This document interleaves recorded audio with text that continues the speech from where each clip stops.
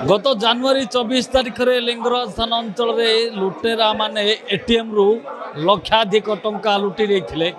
एवं जो मान को धरने आज कमिशनरेट पुलिस सफल होती एयरफील्ड थाना और लिंगराज थानार मिलित तत्वावधान स्पेशल टीम तत्वावधान ये 6 जन क्रिमिनाल को धरबारे लुटेरा मान धरबारे सफलता हासिल करछि कमिशनरेट पुलिस। ये धड़ा सार्ट पिंधि ए व्यक्ति को देखु जी रही विकी मालिया जी प्रथमे ये होती आज्ञा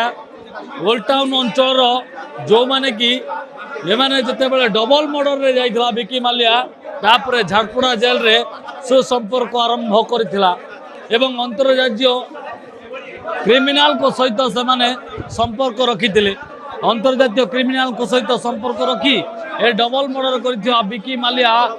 भुवनेश्वर ओल्ड टाउन रो विकी मालिया खेलीथिला एटीएम लुट्र खेल केवल भुवनेश्वर नुह विभिन्न जिले रे माने एटीएम लुट करिवारे माहिर थिले किभरी एटीएम कटा जीवो एटीएम गाड़ी कोठी रहउची एवं ताकू किभरी चक्कर काटी हबो विकी मालिया रो मास्टर माइंड रहितला केवल से नुह अंतर्राज्य डकायतों भल संपर्क रही झारपड़ा जेल रे झारपड़ा जेल रु बंधुत्व स्थापन करथिबा 6 जन होउछंती एटीएम लुटेरा जो माने कि गत 24 तारिख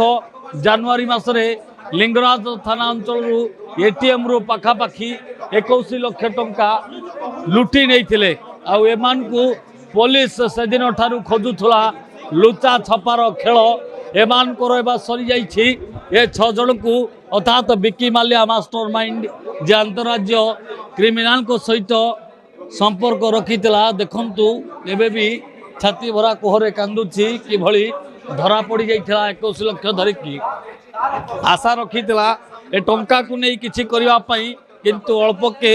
धरी नहीं पुलिस देखंतु मुह गुड़ी को देखंतु अति सुंदर भाव में ये 6 जन युवक होउछंती पाखापाखी 21 रु 30 वर्षर होता बेले एमाने एटीएम लुट्रे थिले माहिर किभली एटीएम को कटा जीवो किभली एटीएम रो को पिन को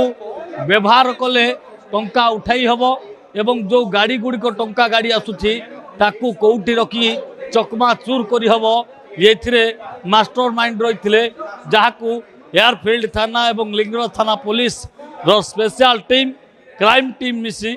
धरिबार सफल होइचंती एवं सेमानक ठारू से दिन लुटि नहीं 24 लाख टंका जबत करने सहित पुलिस 6 जन को बांधि भुवनेश्वर कैमरा गुडुंक प्रियकांत साहू प्रिय जदि आपंक आम भिडी भल लगा तेब आम चैनल को लाइक शेयर और सब्सक्राइब करने को जमा भी भूलु नहीं।